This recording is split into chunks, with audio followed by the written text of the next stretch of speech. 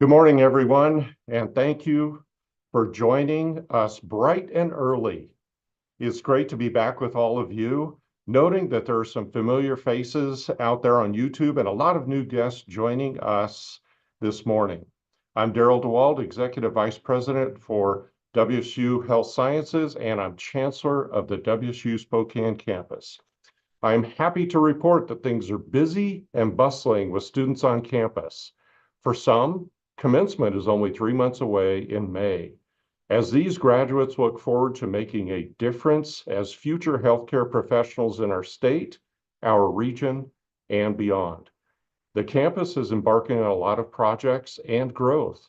Our new medicine building on campus is a highlight for the LS Floyd College of Medicine. We're hosting some exciting events this spring, and with our Inland Northwest Research Symposium, our annual Cougs Give Day, and the unveiling of the Butch T. Cougar Pride statue. This is a smaller replica of the Cougar Pride statue on the Pullman campus, and it is awesome. You should come and see it. It was commissioned and donated by WSU alumni Gary Schneidmiller. For those who have not joined us before, we started this research series back in 2021 to share and highlight our research with community members. We did this virtually during the pandemic, and we learned that many people liked the early morning format. And because of that, we've decided to continue our series virtually. Our goal is to provide you with an opportunity to learn more about the research that is happening not only right here in Spokane, but across our WSU system, as you will see today. Our researchers are making important contributions in so many fields. Studies of research range from sleep and performance to addictions, to cancer, chronic disease, and neurological disease. The list is extensive.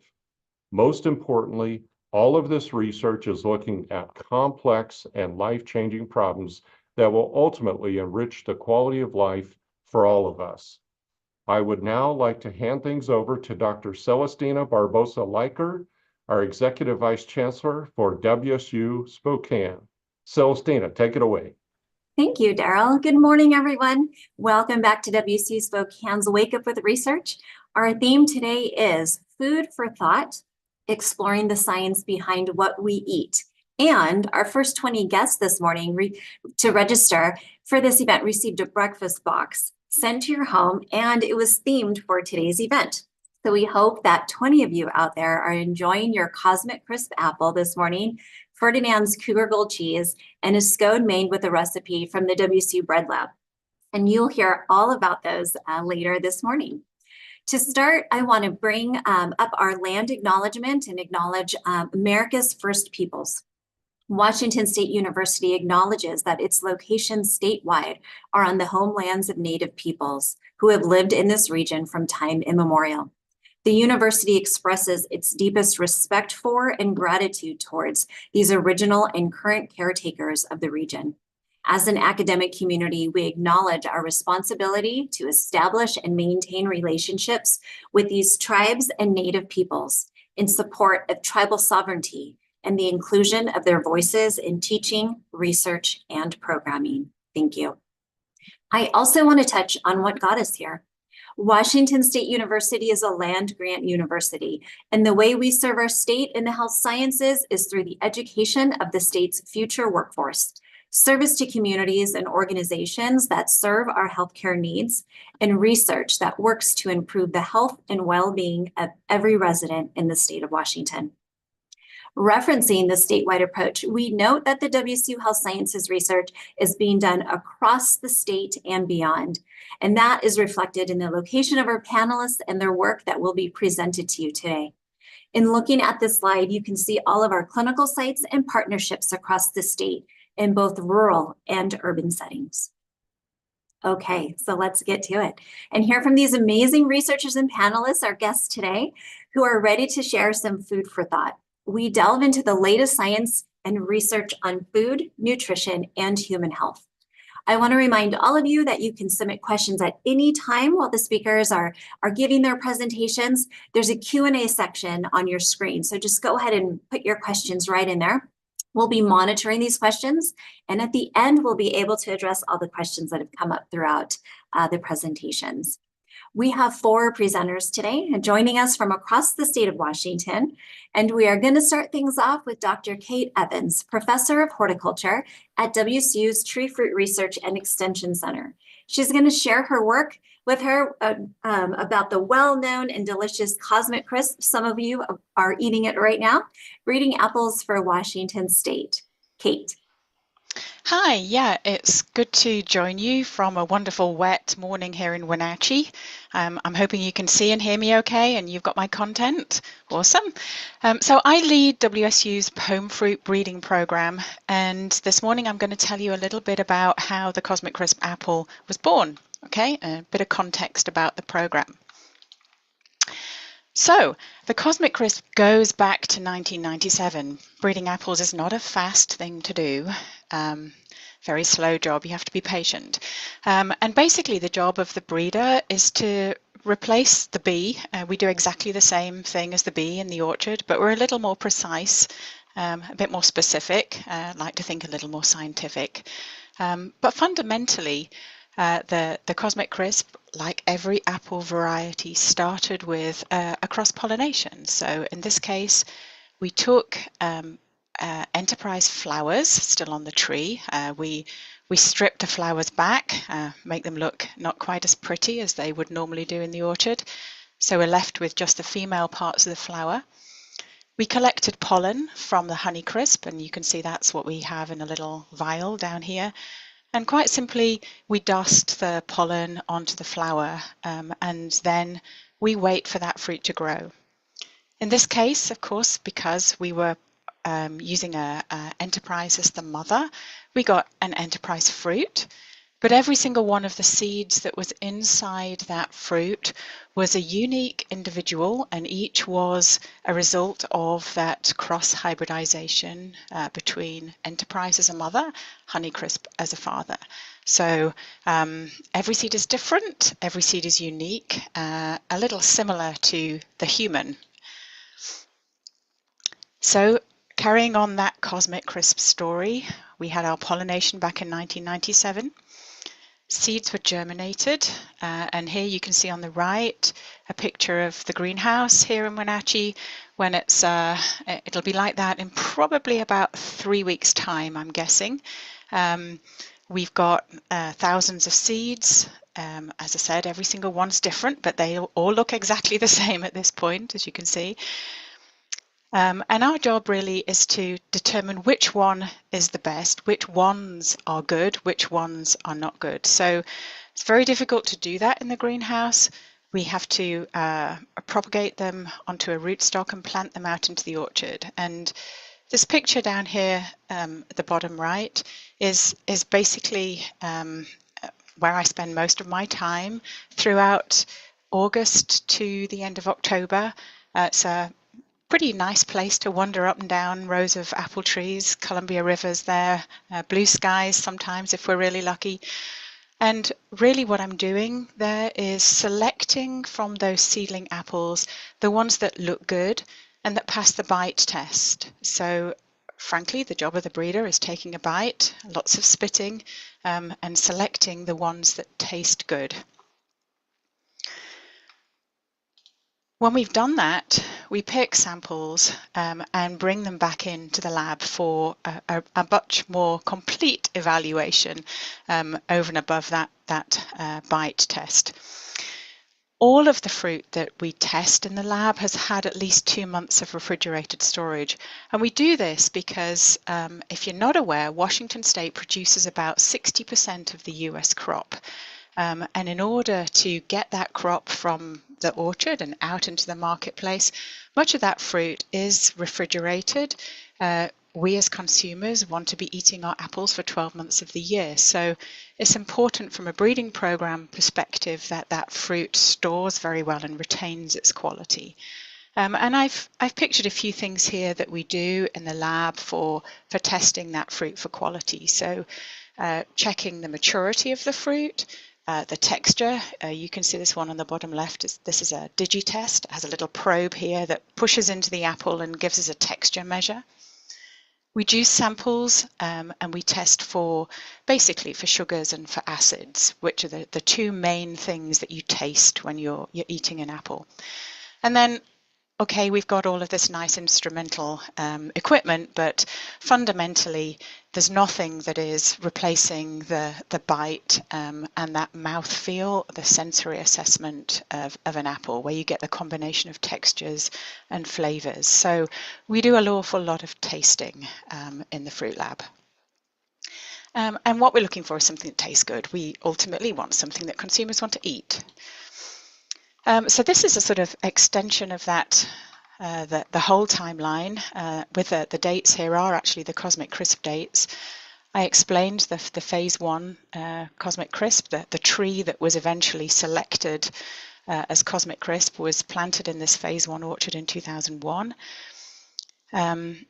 We make selections from that orchard. The best fruit move forward for an advanced selection trial where we replicate and put in 5 trees in each of 3 different sites to really better evaluate around about 40 to 50 different individuals before we can make another selection to move things into what we call our elite phase.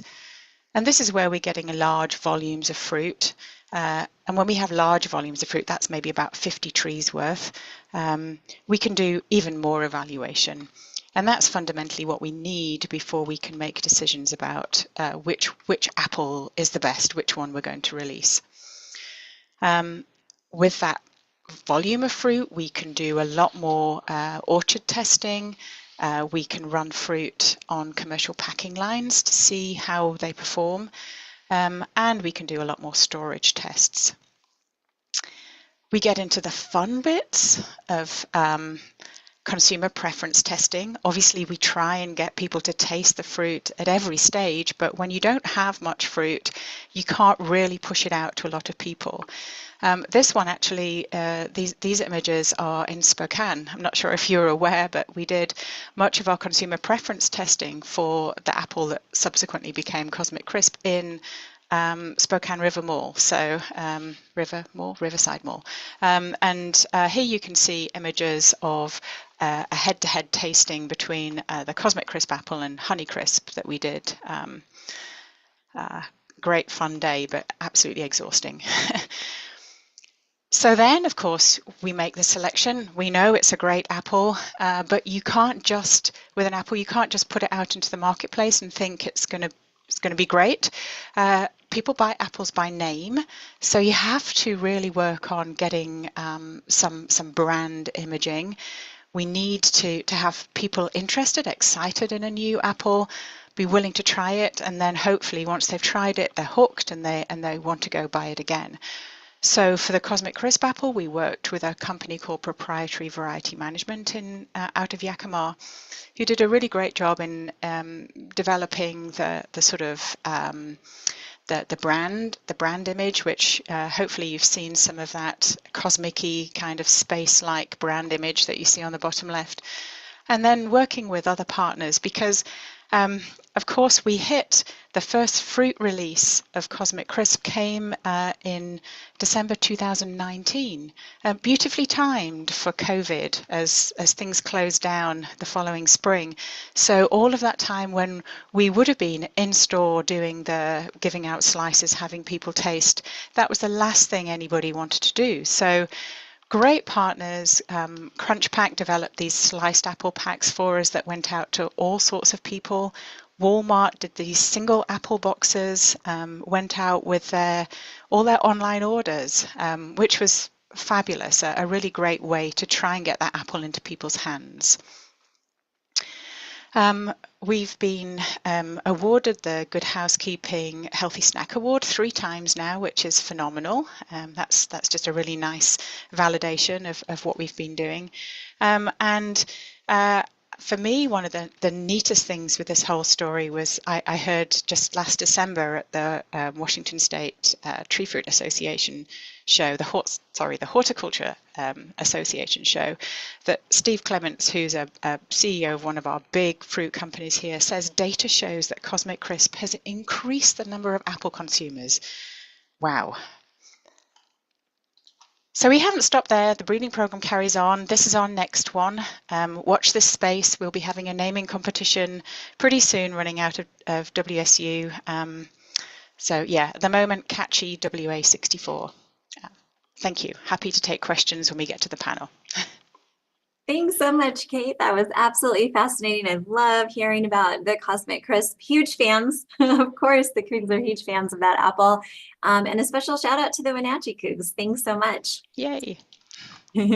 Our next panelist is Dr. Jessica Ulrich, an assistant professor from the College of Medicine here and WCU's iReach program and a tribal citizen of the Nome Eskimo community. Dr. Ulrich will be presenting her research on incorporating food sovereignty, plant medicine, and substance practices in an NEC wellness curriculum. Thanks for joining us, Jessica. Thank you for having me in Uvalalotak. Good morning, everyone. It's so great to be with you all this morning, and I am excited to share with you what I'm learning in terms of Indigenous wellness. And some of my background research involves the development of this Indigenous connectedness framework, and I have a few articles out on this framework, so I don't have total time to go in depth on this, but just to quickly provide an overview of it.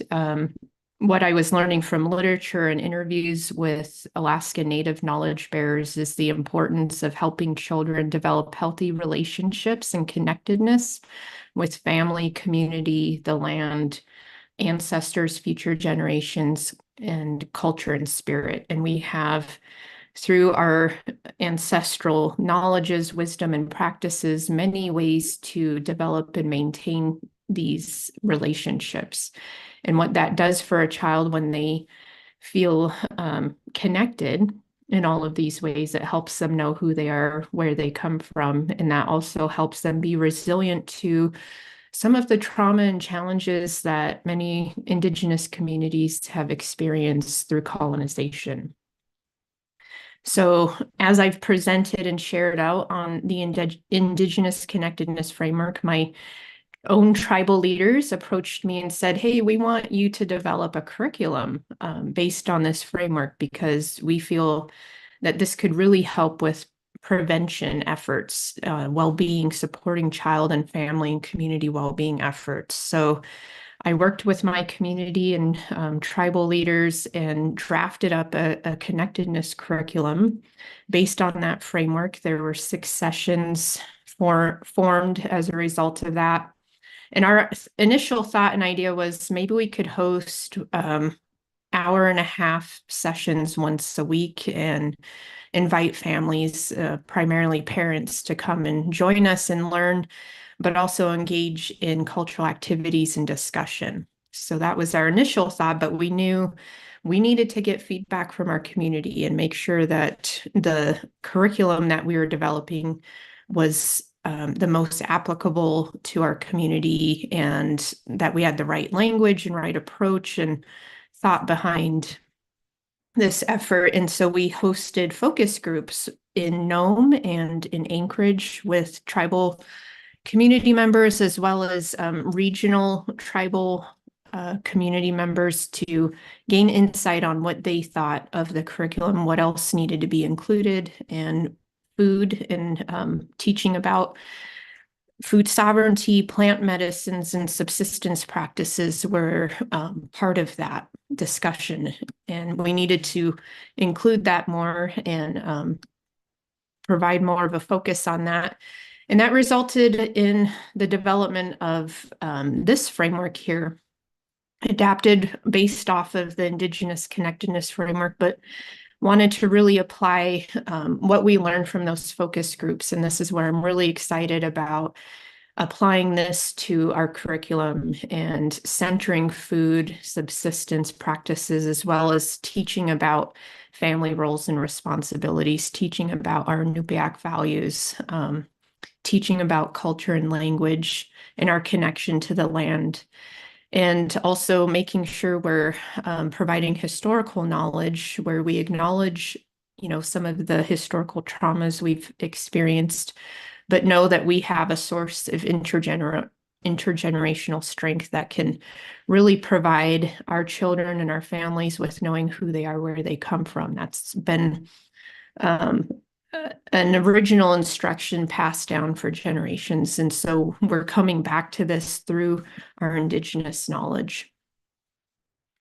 And so part of our plan is we've changed up the curriculum a little bit as a result of those focus groups, but we're going to make sure we provide native foods in our wellness workshops that we hope to host this summer or early fall up in Nome and in Anchorage again.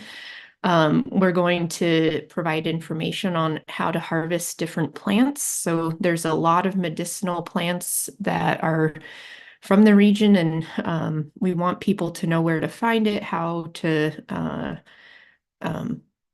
gather it in a good way, and to put it away so that they can consume that plant throughout the year. So we're going to have more activities where, yes, we provide this knowledge, but we'll be getting out on the land. We'll be connecting with the water. We'll be engaging in ceremony. We'll make sure that people know the Inupiaq names from the land in the community. We'll be incorporating more of our language as we're teaching this knowledge, and focus on the strengths of our ancestors, and also engage in other activities that have a lot to do with our food as well. Like, our food is really life. It's what provides us the nutrition. It's very spiritual in the way that we gather our food and share it and those sorts of things. So that's part of where our elders are going to guide what the best practices are in terms of gathering and collecting and sharing food. So our plan is, instead of hosting weekly workshops, there were concerns about retention and whether we could keep families coming week after week for 6 sessions or more. And so they suggested that we actually hold a weekend workshop and host that out in almost like in a camp. We have a couple locations where it'll help the whole family come out there, get away a little bit from the hustle bustle of everyday life, and kind of make it an experience that is like a retreat. So that's our hope. And we'll definitely include more activities, invite the whole family, not just the parents, to attend. So children of all ages, we want families to connect with other families. And we'll partner with several community organizations and tribal leaders and tribal community organizations to come alongside this effort with us. And our measure of success, this came out in the last focus group we held, and I felt like it was so important to capture this and share it out, is that our families are connected with one another well after the workshop. That's our hope, that they'll develop their own networks, they'll continue to connect with each other, engage in these activities, and not have to wait for a wellness workshop to coordinate those kind of things. So that's part of what our goal is that natural community connection will be in place once again. And this is my contact info if anyone has further questions or comments. Thank you so much, Jessica. I love what you said. Food is life. Thank you so much for sharing the way that food is connected to our family and our culture and our community, and a gift of knowledge from our ancestors. Thanks so much. Our next presenter this morning is Dr. Pablo Monsivais, an associate professor in the Department of Nutrition and Exercise Physiology in the College of Medicine here. Dr. Monsivais is going to speak to us about food and diets for healthy populations. Pablo. Thank you, Celestina. Just a moment.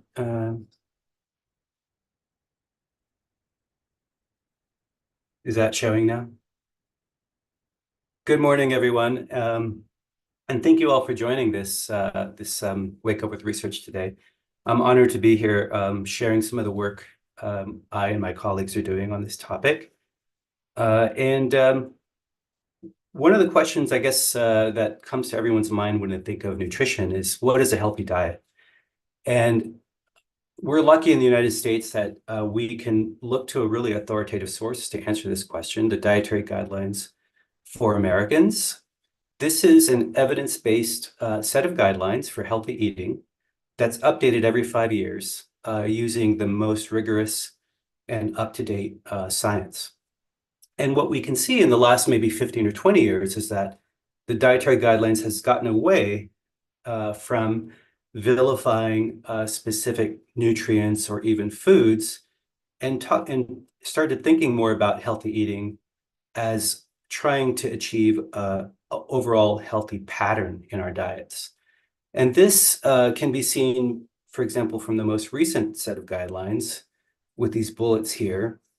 And you could see that the emphasis is on eating across all the major food groups, and within each of those food groups, really striving for diversity of all the different subgroups. For example, here with vegetables, they're emphasizing the dark green, red, and orange vegetables. Among all the fruits, fruits are encouraged, especially the whole fruits, minimizing, for example, the juice in the diet. And whole grains are really important. You're going to see that in a second, how much we're not getting there. Dairy products, especially low-fat, fat-free options, and fermented products. There's your Cougar Gold. Protein foods, especially lean sources of animal protein, seafood, and plant-based proteins.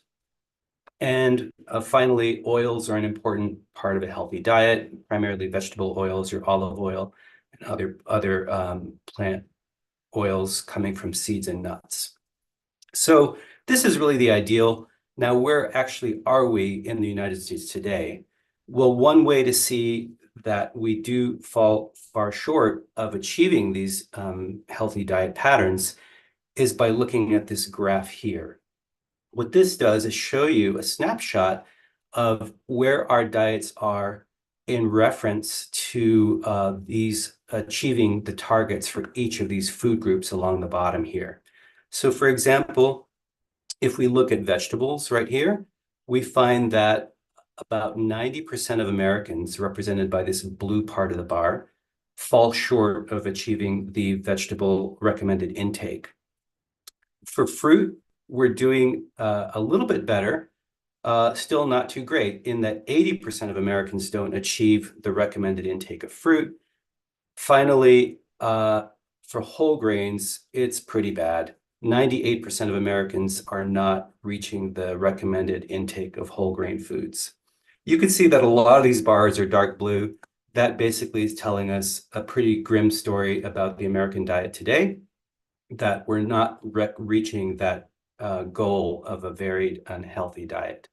And that coincides with the fact that today, more than half of adults in the United States are living with at least one diet-related chronic disease. This could be something like cancer, type 2 diabetes, certain kidney diseases, and cardiovascular diseases. These are really the leading killers of in the United States.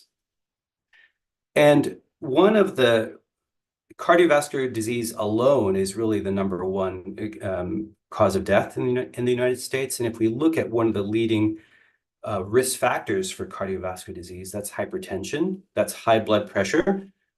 We can see a pretty startling statistic here that today about 48% of adults are living with hypertension.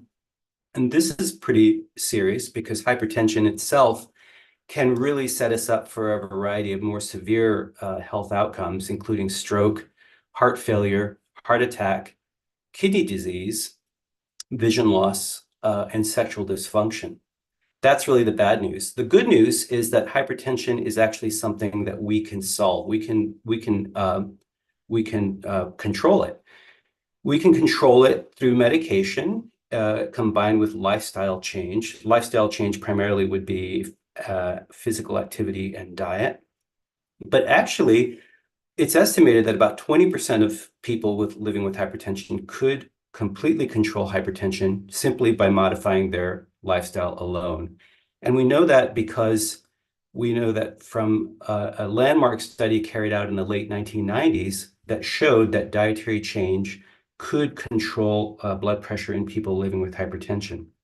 That diet, what we now call the DASH diet, was basically what we now see in our dietary guidelines. So we see all those food groups and eating a diversity of foods across all those food groups and minimizing some of these processed foods, high sugar, high fat, and high sodium foods in our diet. So there's a disconnect here because we have solid science on how important diet is for controlling hypertension and even, for example, unhealthy or LDL cholesterol. So yet most people don't get anywhere near achieving the DASH eating plan. So one thing that we have thought about doing with my colleagues, Professor Jiming Tang down in the WSU Pullman campus, and my colleague here on the Spokane campus, Dr. Martine Perigee, is to try to make the DASH eating plan more accessible and available to consumers. One way we can do this is by making essentially ready-to-eat meals that are based on the DASH eating recipes. And so we've done a pilot study where we developed 14 unique recipes based on the DASH eating plan, and we processed them using the state-of-the-art food processing technology in Pullman. And this is actually what our trays look like. These are just 4 of our recipes, by the way. And we carried out a pilot study funded by WSU Project Seed funding using a sample of 18 healthy adults here in Spokane. And we basically fed them these meals over a 4-week-long study. They were able to eat these meals at home, heating them up in the microwave. And they did this for lunches and dinners. And also we gave them advice on making healthy choices for breakfasts and snacks. We measured their blood pressure and measured their weight. And these are some of the highlights of our preliminary findings here. We found that after 4 weeks on this DASH ready-to-eat meal program, our sample of adults saw a reduction in systolic blood pressure of about 7 millimeters of mercury, and diastolic reduction of about 3.5 millimeters of mercury. At the same time, they saw about a 2.5% reduction in their body mass. That's about, say, someone who's 200 pounds losing about 5 pounds over a month. That wasn't the intention of the study, but that's what we found. So real briefly, I'll move on to another study, give you a glimpse into another study I'm doing in collaboration with Dr. Kevin Murphy down in the Crop and Soil Science Department. This is a project that's focused on looking at food and health in a more holistic food systems perspective. It's a very large project. I don't have time to tell you about all of it, but I'll tell you about the component that I'm involved in on population and social science. So in this study, we're focusing on these 6 crops here and looking at them from basically all the way going from the soil and the cropping science all the way through to food processing and human health. So this one study carried out with my colleague, Dr. Namrata Sanjeevi, and a research associate with me, we focused on peas and lentils in the American diet using a nationwide survey. And we found, for example, that the main way that American consumers are eating these crops, for example, lentils, is in the form of lentil stews and soups and curries. And among the dried peas we studied, the dominant dried pea was the garbanzo bean or chickpea, and most Americans are consuming this in the form of hummus. We found that there is a positive trend. Both children and adults are increasing the intake of these important and healthy crops. And yet, even at the latest time point we studied, we found that, for example, only about 6% of adults are consuming these crops at the moment. So there's a lot of room for improvement. And we believe this is really important because these crops are associated with healthy eating. We looked, for example, at pea and lentil consumers and found that overall they had higher diet quality. In other words, a healthier diet compared to people who didn't eat these crops. And they had comparable levels of protein intake. So this work is going to continue on, and we're looking, for example, at how and where can we incorporate more of these crops, including peas, lentils, and whole grains into the American diet in a way that's both affordable and can lead to some health benefits. So I'll stop there, and I'll leave my contact information here for you to take a look at. Happy to answer questions in the Q&A session. Thank you so much. Thanks so much, Pablo. Thanks for sharing a nice snapshot and overview on all the research that you're engaged in. It's fantastic. I know I have a lot of questions for you. So speaking of which, for folks that are listening out there, if you have questions for any of our speakers so far, just feel free to put them in the chat there and we'll get to them in just a little bit. So thanks so much, Pablo. Our final presenter this morning is Kim Bincheski, who is the Managing Director of the WSU Bread Lab. Her topic today is breeding for diversity, baking for good. Thanks so much for being here. Hi, Celestina. Thank you for having me, and good morning to everyone. I'm excited to participate in this morning's Wake Up for Research. So I'm the Managing Director here at the Bread Lab. We're actually part of the Northwestern Research and Extension Center that's located in Mount Vernon. But in 2015, we moved our lab and are now located out at the Port of Skagit Business Park in Burlington.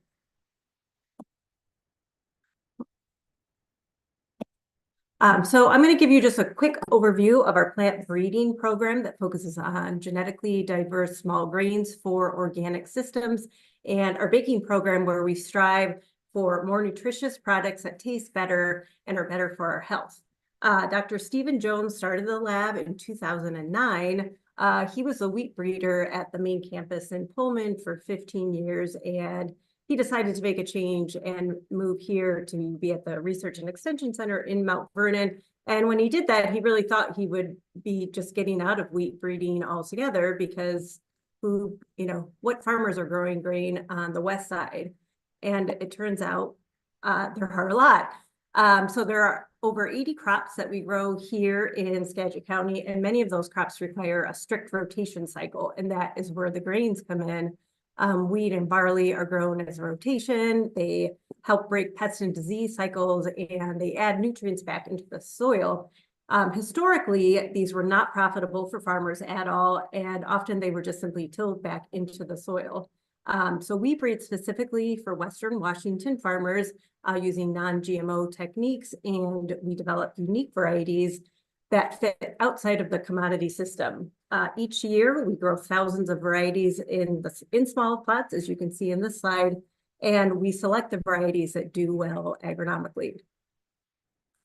We work with wheat, barley, which is the slide on your left, rye, and buckwheat. Buckwheat is there on the right with the white flowers, which is not actually in the wheat family at all. It's related to rhubarb.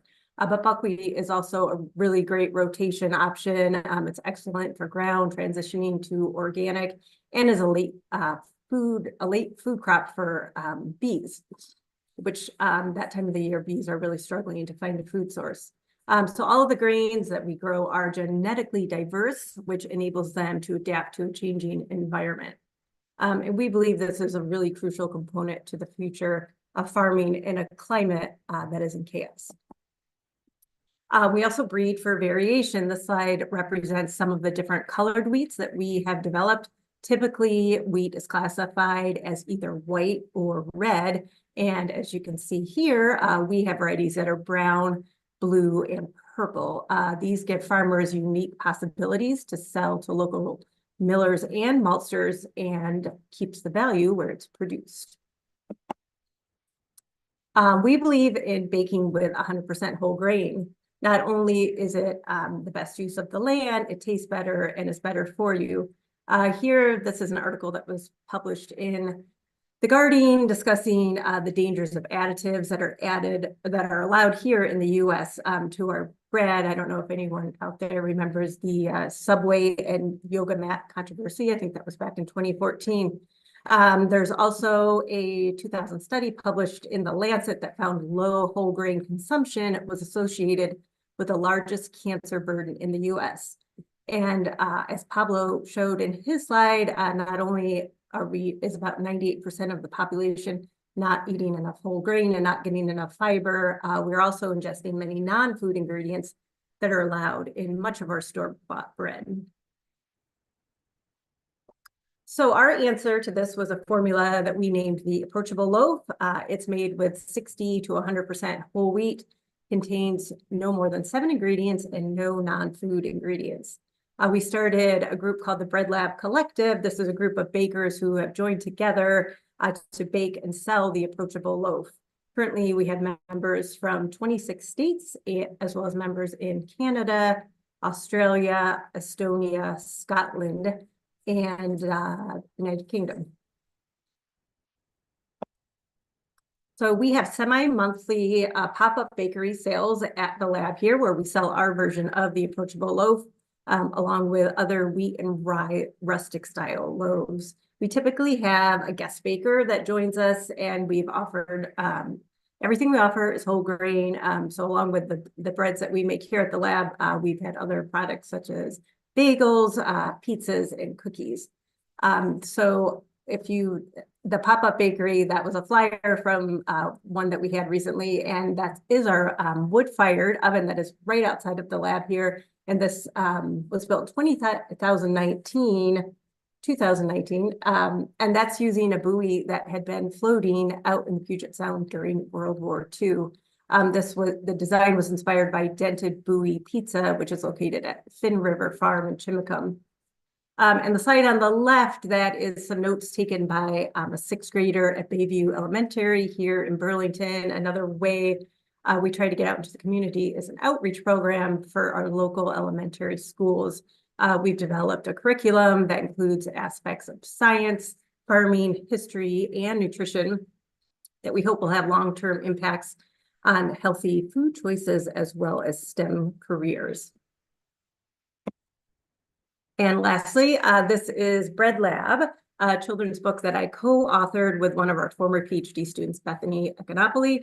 This was published in 2018 by Readers to Eaters and takes you through a day with 10-year-old Iris, her aunt, who happens to be a plant scientist, and Iris's dog, Charlie, and they spend the day baking 100% whole wheat sourdough bread, and they talk about farming and science and baking and how they are all connected. So I included my email here along with our website and where you can find us on Instagram, and feel free to contact me directly if you have any questions that we don't get to today. Thank you. Thank you so much, Kim. And thank you for putting a picture there of your book. When I toured the Bread Lab, I'm kicking myself for not buying one in person. And so definitely going to order one. Thank you so much. Thanks for sharing all about the Bread Lab. What a fantastic part of WCO.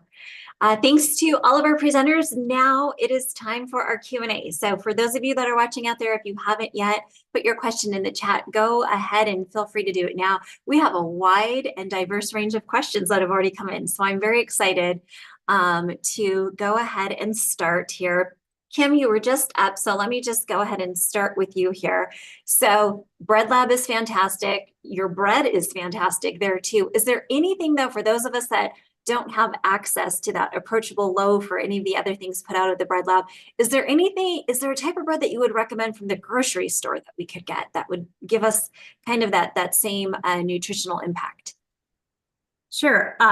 Well, of course, first, I will always recommend that people bake their own bread at home, but time is a really important ingredient in baking your own bread. And yeah, I realize a lot of us just simply don't have a lot of time.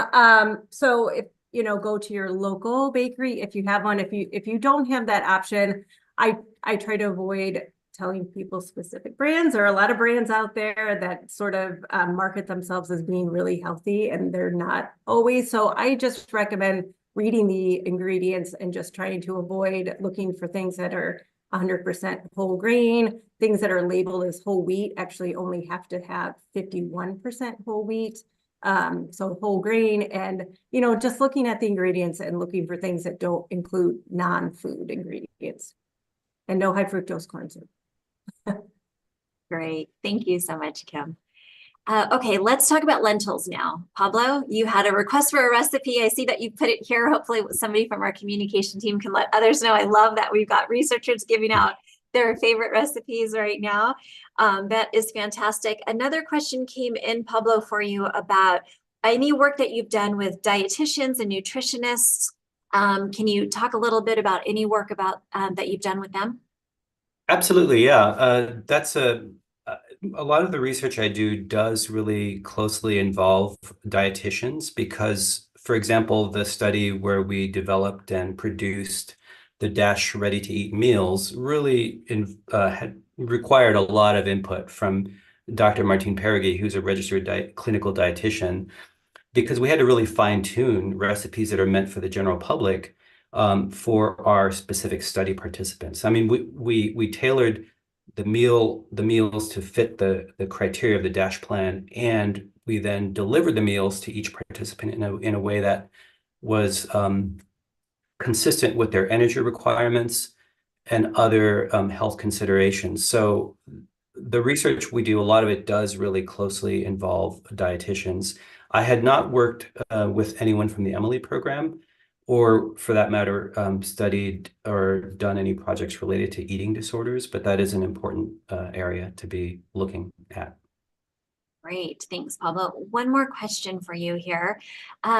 You're talking about the DASH diet, eating across all of those groups, and how difficult it is when you know it's put out in the media and other places, these kind of fad diets where you should only eat protein or no carbs at all, and things like that. Can you talk a little bit about that? Yeah, that is a really complicated place. Part of my job here at WSU is actually working with and teaching students in our coordinated program in dietetics. And this is a space that that's really important for them because they're working with clients and patients who are coming in with a lot of ideas that they're picking up from the media.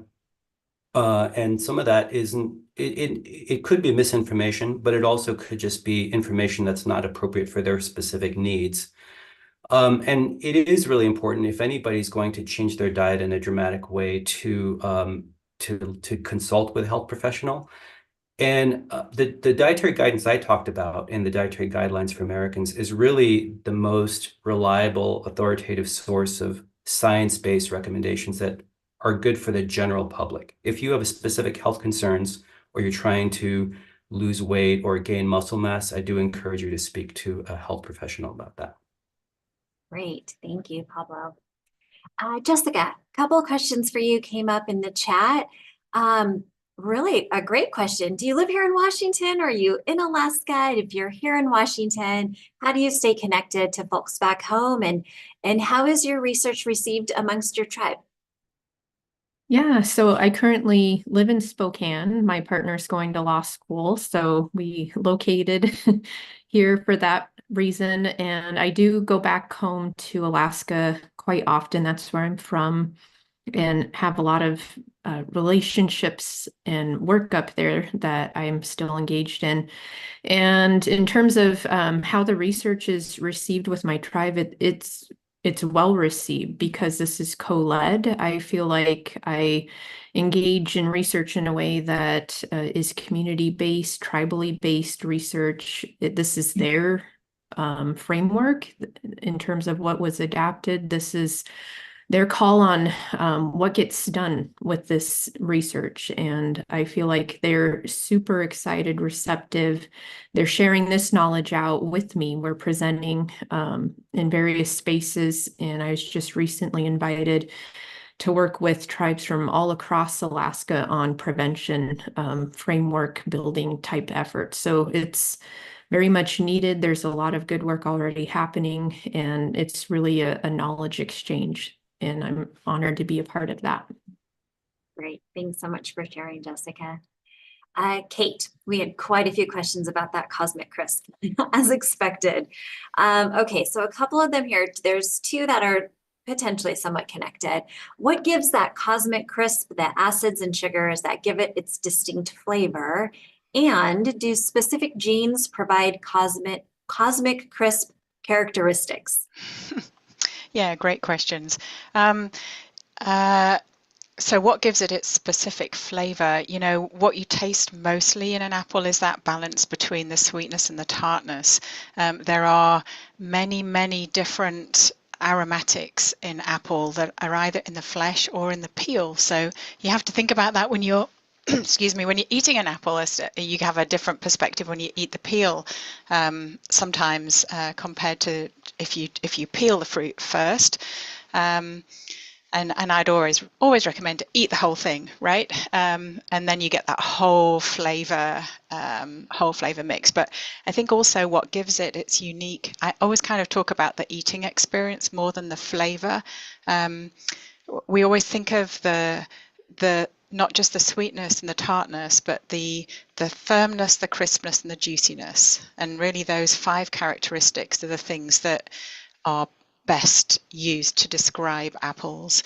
And then what genes? Gosh, I really wish that I could just list off this fantastic, this comprehensive list of genes that we know everything about. Frankly, we just don't. We sort of know a tiny bit really about what is happening within the apple, and partly that's because apple as a crop is just, it's not anything like as widely researched as, for example, wheat, and so it's not, it really just, it's not out there. There isn't the amount of genomics research to be able to really give you a good list of genes. Great, thanks so much, Kate.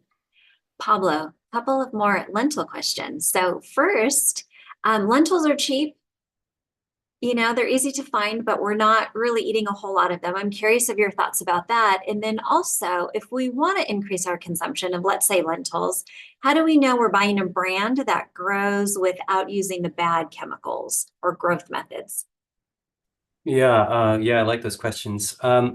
I'd say that for the first question, let's talk about that. And I think it connects to something that Kim touched on, that part of healthy diet is really putting the time into it. And from statistics that have been looked at by the US Department of Agriculture, it looks like Americans over the last several decades have just been shrinking the amount of time that we dedicate to food preparation.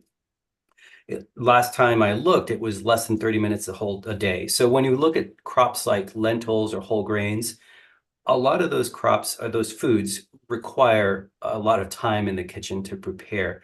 So even though lentils are cheap and they're really nutritional powerhouses, it's just a matter that for the most part, those are foods that are going to take a bit of time to prepare in the kitchen. So that's kind of the logic behind our ready to eat program that we're developing, is to try to short circuit that time commitment and make those healthier foods more convenient to Americans.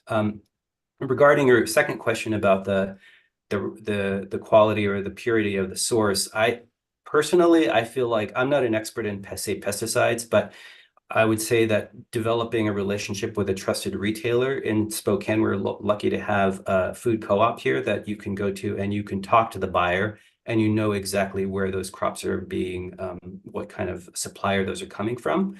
And I bet you this could also be applicable to even sort of traditional supermarkets. It's just asking some questions, but I think that's important. Great, thank you, Pablo. Jessica, a couple more questions for you. Along with gathering and storing food, will you be incorporating information about overall healthy eating? And then are there specific foods of your tribe that will be embedded within the curriculum? Yeah, so Nikipiak, that's our word for our native foods. I feel like we know how to eat healthy and we love getting together. That's our soul food, and sharing, dried fish that we dip in seal oil and have alongside some green sargic, different teas and herbs, and like we have such healthy food available. It's the challenges, I think, is to limit the American Western based diet. So it's been an interesting conversation about diet and nutrition here. I'm learning as well as panelists, but I think, cutting down on the sugars and the refined, foods and those sorts of things is the goal. And so we'll have some conversation about that. But our hope is by teaching this knowledge, we're helping people